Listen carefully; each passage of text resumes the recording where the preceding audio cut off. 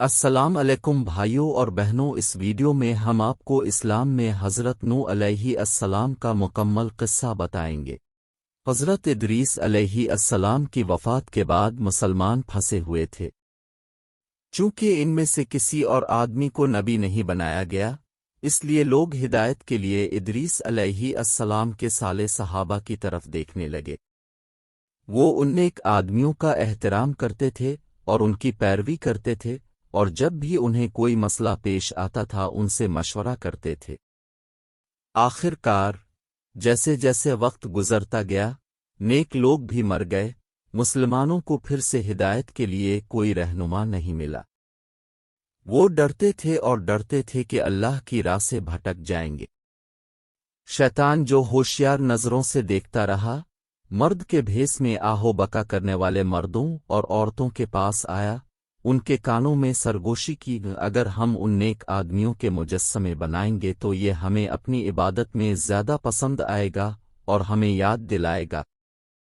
ان میں سے مردوں نے اتفاق کیا کیونکہ انہوں نے اپنے سب سے زیادہ متقی آدمیوں کے مجسمے بنانے میں کوئی حرج نہیں سمجھا، یہ یقینی طور پر انہیں اللہ کو یاد کرنے اور نیک کام کرنے کی ترغیب دینے میں مدد فراہم کرے گا۔ شیطان نے کامیابی سے اپنا بگاڑ کا بیج بو دیا تھا۔ وہ صبر سے کام لے رہا تھا کیونکہ وہ جانتا تھا کہ انسان کو دوسرے کی عبادت کرنا ایک سست عمل ہے۔ جب وہ نسل گزر گئی اور نئی نسل کے لوگ مجسمے بنانے کے پیچھے کی نیت کو بھول گئے تو شیطان نے ان لوگوں کے کان میں سرگوشی کی، تمہارے آباء و اجداد ان بتوں کی پوجا کرتے تھے، یہ مجسمے ان کے لیے نیکی لائے۔ اس طرح بت پرستی نے انسان کے دلوں میں جڑ پکڑ لی۔ صدیاں گزر گئیں اور اللہ نے مشرکین کو حق کی طرف لوٹانے کے لیے ایک نبی بھیجنے کا فیصلہ کیا۔ اس مقدس کام کے لیے جس نبی کا انتخاب کیا گیا وہ حضرت نوح علیہ السلام تھے۔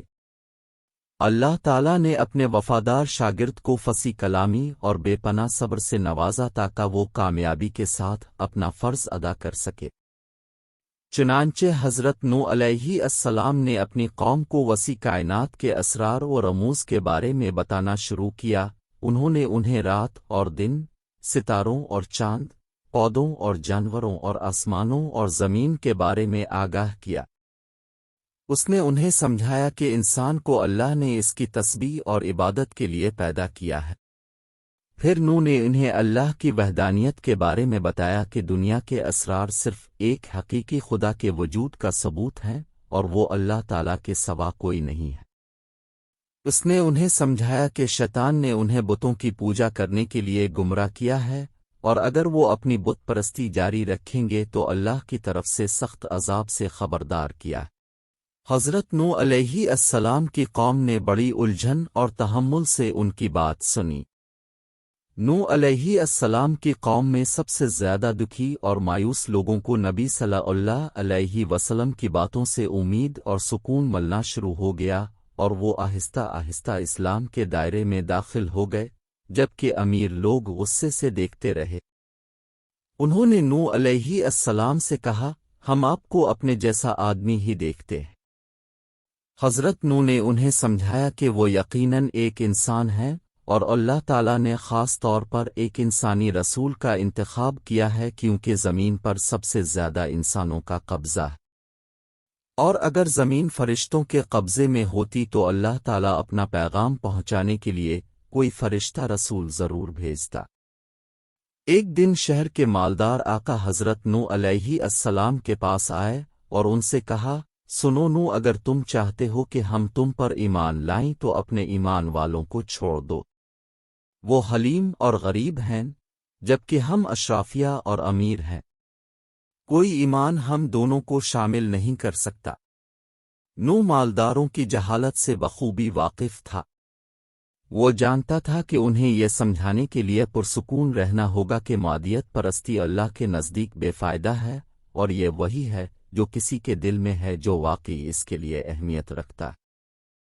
حضرت نوح علیہ السلام نے انہیں جواب دیا، اے میری قوم، میں اس کے لیے کوئی مال نہیں مانگتا، میرا اجر اللہ کے سوا کسی پر نہیں۔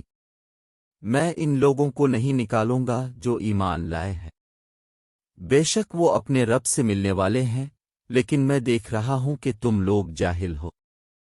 اے میری قوم، اللہ کے مقابلے میں کون میری مدد کرے گا اگر میں ان کو نکال دوں؟ کیا تم غور نہیں کرو گے؟ اور میں تم سے یہ نہیں کہتا کہ میرے پاس اللہ کے خزانے ہیں، اور نہ یہ کہ میں غیب جانتا ہوں، اور نہ میں یہ کہتا ہوں کہ میں فرشتہ ہوں، اور میں ان کے بارے میں یہ نہیں کہتا کہ جن کو تمہاری نگاہیں نیچی نظر آتی ہیں اللہ تعالیٰ عطا نہیں کرے گا ان پر کوئی اچھائی، اللہ جانتا ہے کہ ان کے باطن میں کیا ہے۔ اس صورت میں مجھے یقیناً ظالموں میں سے ہو جانا چاہیے۔ مشرکین غضبناک تھے، انہوں نے نوح کی مسلسل تبلیغ اور دلائل کو بہت دیر تک برداشت کیا۔ انہوں نے غصے سے نوح کو للکارا، اے نوح، تم نے ہم سے جھگڑا کیا اور ہم سے جھگڑے کو طول دے دیا، اب ہم پر لے آؤ جس کی تم ہمیں دھمکی دیتے ہو، اگر تم سچے ہو۔ نوح علیہ السلام نے جواب دیا، تم پر اللہ ہی عذاب لائے گا، اگر وہ چاہے گا، پھر تم بچ نہیں سکو گے، اور میری نصیحت تمہیں کوئی فائدہ نہیں دے گی، خواہ میں تمہیں نصیحت کرنا چاہوں، اگر اللہ کی مرضی تمہیں گمراہ کرے۔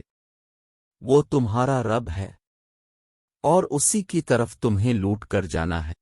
کفار، جنہوں نے نوح کے ساتھ صبر کا دامن ہاتھ سے چھوڑ دیا تھا، انہوں نے رسول اللہ صلی اللہ علیہ وسلم کو دین اسلام کی تبلیغ سے ڈرانے کی کوشش میں ان کی توہین کی۔ انہوں نے کہا کہ ہم تمہیں سری گمراہی میں دیکھتے ہیں۔ نوح نے تحمل سے جواب دیا، اے میری قوم، مجھ میں کوئی نقص نہیں، لیکن میں رب العالمین کا رسول ہوں۔ میں تمہیں اپنے رب کے پیغامات پہنچاتا ہوں اور تمہیں مخلصانہ نصیحت کرتا ہوں، اور میں اللہ کی طرف سے وہ جانتا ہوں جو تم نہیں جانتے۔ مسلسل تضحیک اور تردید کے باوجود حضرت نوح علیہ السلام 950 سال تک اپنی قوم کو اسلام کی دعوت دینے میں ثابت قدم رہے، لیکن وجود میں آنے والی ہر نسل نے نوح علیہ السلام کو ان کے باپ دادا کی طرح رد کیا۔ ہر بچہ جو سمجھ کی عمر کو پہنچتا ہے، اسے حضرت نوح کی تعلیمات کے خلاف واضح طور پر تنبیہ کی گئی تھی۔ جب بھی نبی صلی اللہ علیہ وسلم ان کے پاس جاتے تو وہ ان کے پاس سے بھاگ جاتے۔ انہوں نے نوح کی موجودگی سے بچنے کا ہر بہانہ تلاش کیا۔ کچھ ہی دیر میں حضرت نوح علیہ السلام کو معلوم ہوا کہ کافروں کی تعداد تیزی سے بڑھ رہی ہے، جبکہ مومنین کی تعداد میں کوئی تبدیلی نہیں آئی۔ وہ اپنے لوگوں کے لیے بہت پریشان تھا اور ان کے لیے ایک خوفناک مصیبت کا اندیشہ تھا، لیکن اس کے پاس کوئی چارہ نہیں تھا۔ تو حضرت نوح نے اللہ سے دعا کی، یہ میرے رب، انہوں نے میری نافرمانی کی ہے اور اس کی پیروی کی ہے جس کے مال اور اولاد نے انہیں صرف نقصان کے سوا کچھ نہیں بڑھایا۔ انہوں نے ایک زبردست سازش کی ہے۔ انہوں نے کہا ہے کہ تم اپنے معبودوں کو نہ چھوڑو اور نہ ود، سوا، یغوث، یوک اور نصر بتوں کے نام کو چھوڑو، بے شک انہوں نے بہت سے لوگوں کو گمراہ کیا ہے۔ اے اللہ، کافروں کو کوئی اضافہ نہ کرنا۔ اللہ تعالیٰ نے جلد ہی حضرت نوح علیہ السلام کو وحی کی کہ اس کے بعد ان کی قوم میں سے کوئی دوسرا شخص اسلام میں داخل نہیں ہوگا۔ غمگین اور مایوس ہو کر حضرت نوح علیہ السلام نے اللہ کو جواب دیا، اے میرے رب، زمین پر کافروں میں سے کسی کو نہ چھوڑنا۔ اگر تو نے ان کو چھوڑ دیا تو وہ تیرے بندوں کو گمراہ کریں گے، اور ان سے فاسق کافروں کے سوا کوئی نہیں ہوگا۔ حضرت نوح کی دعا ان کے رب نے قبول فرمائی۔ اپنے حضرت نوح علیہ السلام کو ہدایت کی اور ہماری نظروں کے نیچے اور ہمارے الہام سے کشتی بنائیں اور ظالموں کی طرف سے مجھ سے خطاب نہ کریں۔ شہر کی حدود سے باہر سمندر سے دور حضرت نوح علیہ السلام نے فرشتوں کی مدد اور رہنمائی سے دن رات کشتی بنانا شروع کی۔ لوگوں کے مسلسل طنز کے درمیان صندوق کی تعمیر جاری رہی۔ انہوں نے حضرت نوح علیہ السلام پر طنز کیا اور کہا، اے نوح، کیا کارپینٹر آپ کو نبوت سے زیادہ پسند ہے؟ تم سمندر سے اتنی دور کشتی کیوں بنا رہے ہو؟ کیا آپ اسے پانی کی طرف گھسیٹنے جا رہے ہیں یا ہوا اسے آپ کے لیے لے جائے گی؟ حضرت نوح علیہ السلام نے جواب دیا، تمہیں معلوم ہو جائے گا کہ کون ذلیل و خوار ہوتا ہے۔ اس کے بعد اللہ تعالیٰ نے نوح علیہ السلام کو ہدایت کی کہ جب ان کے گھر کا تنور پانی اگنے لگے تو مومنین کو جمع کر کے کشتی میں سوار ہونا، کیونکہ یہ سیلاب کے آغاز کی پہلی علامت تھی جو کافروں کو تباہ کر دے گی۔ کچھ ہی دیر بعد وہ خوفناک دن طلوع ہوا جب حضرت نوح کے گھر کے تنور سے پانی نکلنے لگا۔ نوح جانتا تھا کہ اب کشتی پر سوار ہونے کا وقت آ گیا ہے۔ نوح علیہ السلام مومنین کے ساتھ جانوروں، پرندوں اور حشرات الارض کے جوڑے بھی ساتھ لے گئے۔ جن لوگوں نے نوح علیہ السلام کے عجیب و غریب رویے کو دیکھا وہ دوبارہ ہنسنے لگے۔ نوح یقیناً سر سے نکل گیا ہوگا، وہ جانوروں کے ساتھ کیا کرنے جا رہا ہے؟ کچھ ہی دیر میں غضبناک آسمان سے موسلا دھار بارش برسنے لگی اور زمین کے ہر شگاف سے پانی بہنے لگا۔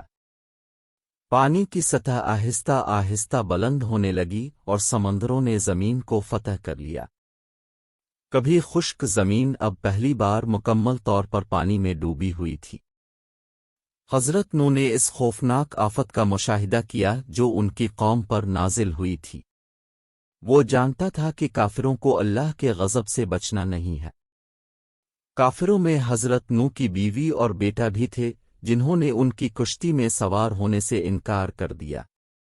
نوح علیہ السلام نے اپنے بیٹے کو سختی سے پکارا، اے میرے بیٹے، ہمارے ساتھ سوار ہو جا اور کافروں میں شامل نہ ہو جا۔ نوح کے جاہل بیٹے نے جواب دیا، میں پہاڑ پر جاؤں گا، یہ مجھے پانی سے بچائے گا۔ نوح نے جواب دیا، آج اللہ کے حکم سے کوئی بچانے والا نہیں سوائے اس کے جس پر وہ رحم کرے۔ کچھ ہی دیر میں نوح کا بیٹا غصے کی لہروں کی لپیٹ میں آ گیا جو دوبارہ کبھی نظر نہیں آئے گا۔ جب ہر ایک کافر ہلاک ہو گیا تو اللہ تعالیٰ نے آسمانوں اور زمین کو حکم دیا کہ اے زمین اپنا پانی نگل جا، اور اے آسمان اپنی بارش روکو۔ آسمان فوراً صاف ہو گیا اور زمین پر سورج چمکنے لگا۔ اسی دوران نوح کی کشتی پرامن طریقے سے جودی پہاڑ پر اتری۔ اللہ تعالیٰ نے اپنے نبی صلی اللہ علیہ وسلم کو حکم دیا، اے نوح، ہماری طرف سے سلامتی اور برکتوں کے ساتھ اب پر اور اب کے ساتھ رہنے والوں پر جہاز سے اتر جا۔ جیسا کہ ہدایت کی گئی تھی، حضرت نوح مومنین کے ساتھ کشتی سے اترے، بچائے گئے جانوروں، پرندوں اور حشرات الارض کو سبزہ زار پر چھوڑ دیا۔ حضرت نوح نے اپنی پیشانی زمین پر رکھ کر اپنے رب کو سجدہ کیا اور اس کی رحمتوں اور نعمتوں کا بے حد شکر ادا کیا۔ مومنین نے خوفناک آزمائش سے محفوظ رکھنے پر اللہ کا شکر ادا کیا اور اللہ کا شکر ادا کرنے کے لیے ایک دن روزہ رکھا۔